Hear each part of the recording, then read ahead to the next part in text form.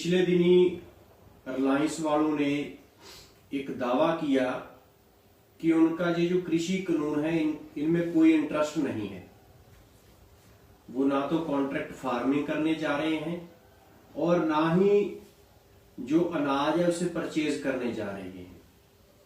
ये बयान उन्होंने तब दिया जब पंजाब और हरियाणा में और देश के दूसरे हिस्सों में लोग रिलायंस के जो कनेक्शंस हैं वो हटवा रहे थे, उनके जो सिम थे वो पोर्ट करवा रहे थे और उनके प्रोडक्ट्स का बाइकआउट कर रहे थे।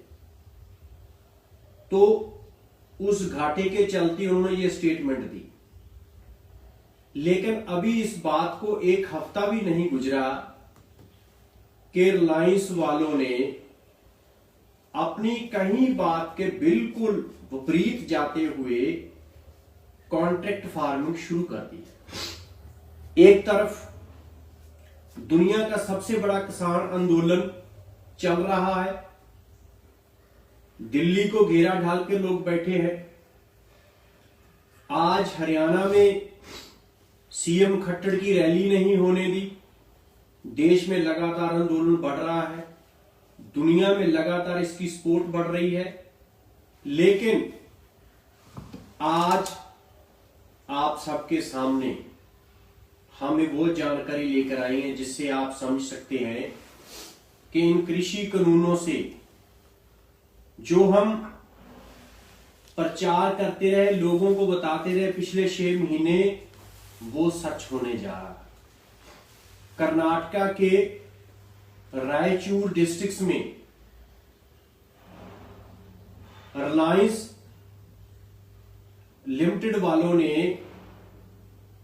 रिलायंस रिटेल लिमिटेड वालों ने एक कॉन्ट्रैक्ट किया है 1100 किसानों के साथ कि वो उनका धान खरीदेंगे और जो एपीएमसी के तहत जो एमएसपी है उससे 82 रुपए वो ज्यादा कीमत देंगे पर क्विंटल।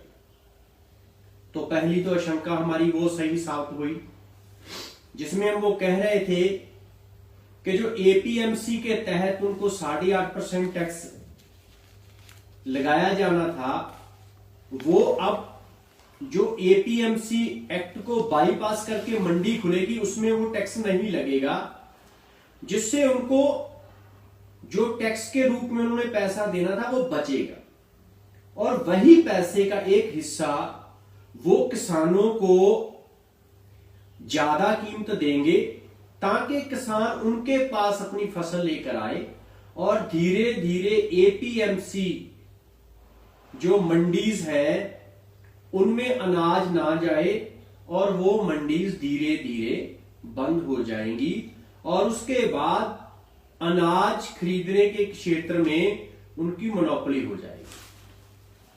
तो आज उसी तरफ कदम आगे बढ़ाते हुए उन्होंने ये किया कि किसानों को लालच दिया कि 82 रुपए वो ज्यादा देंगे और 1100 किसानों के साथ जी उन्होंने कॉन्ट्रैक्ट किया। कॉन्ट्रैक्ट एक्ट के बारे में केंद्र सरकार लगातार ये दावा करती रही कि हमने जो बिचौलिए हैं वो खत्म कर दिए, लेकिन कॉन्ट्रैक्ट एक्ट का जो सेक्शन 4 है उसमें बहुत क्लियरली मेंशंस है कि कई तरह के बिचौलिए उन्होंने इस कानून के तहत वो ले आए। और अब जे रिलायंस वालों ने जो कॉन्ट्रैक्ट किया है वो SFPL नाम की एक संस्था, जिसका मतलब है स्वास्थ्य फार्मर्स प्रोड्यूसिंग कंपनी, ये इसको इन्होंने मिडिल मैन बनाया है।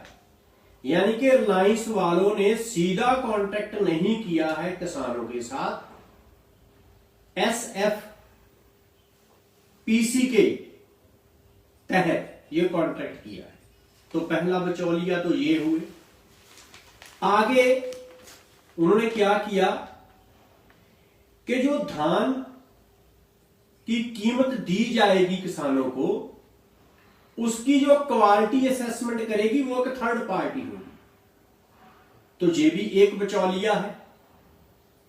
जो हम पहले बोलते रहे कि कॉन्ट्रैक्ट एक्ट के सेक्शन 4 के तहत पूरे एक असेयर्स की लिस्ट है, एक नए मिडिलमैन की लिस्ट है, नए बिचौलियों की लिस्ट है।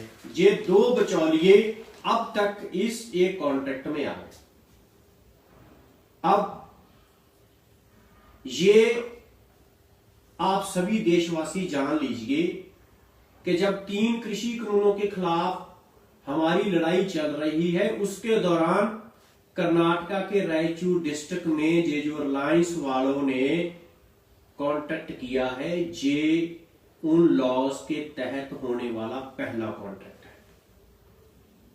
तो जो हम बोलते थे कि अबानी अडानी के लिए सरकार कर रही है, तो अब अंबानियों ने अपना वो रंग कर्नाटक में दिखाना शुरू कर दिया है।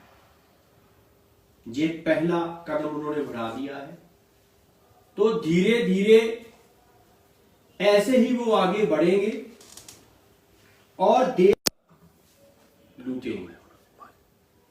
तो इससे क्या निष्कर्ष निकलता है? इससे यह निष्कर्ष निकलता है कि इन कृषि कानूनों के खिलाफ जो जन आंदोलन चल रहा है, इसको और तेज करने की जरूरत है। इन लॉज को निरस्त कराने की जरूरत है। आज जो ये मॉइस्चर की कंडीशन लगा रहे हैं, धान में नमी की शर्त लगा रहे हैं, और अगर वो शर्त पूरी होती है तो तब वह 82 रुपए पर क्विंटल ज्यादा देंगे। अब देखते हैं कि एपीएमसी मंडी में मॉइस्चर थोड़ा कम ज्यादा भी हो तो तब भी धान बिक जाता है। अगर एपीएमसी के बाहर ये जो खरीदेंगे, ये इनकी मर्जी होगी। आज अगर ये 16 पॉइंट मॉइस्चर कह रहे हैं तो कल 15 कहेंगे, 14 कहेंगे, 13 कहेंगे, तो इनकी मर्जी होगी। और उसके नाम पर, क्योंकि कॉन्ट्रैक्ट एक्ट में बहुत स्पष्ट लिखा है कि किसान की फसल की कीमत भी कम की जा सकती है। किसकी रिपोर्ट पर? असेयर्स की रिपोर्ट पर, जो क्वालिटी चेक करेंगे उनकी रिपोर्ट पर। तो अब ये काले कानून लागू होने शुरू हो गए हैं। तो आप सभी को विनती है कि सरकार की साजिश को जानिए, और रिलायंस वालों ने जो पिछले दिन इतना बड़ा झूठ बोला, गोदी मीडिया ने उसको प्रचारा, और सिंघू तो हमारे धरने में उन्होंने वो पर्चे लिखकर बांटे कि रिलायंस वालों का इन लॉज के साथ कोई संबंध नहीं, वो कोई कॉन्ट्रैक्ट नहीं करने जा रहे। ये क्या है जो कर्नाटका में हो रहा है?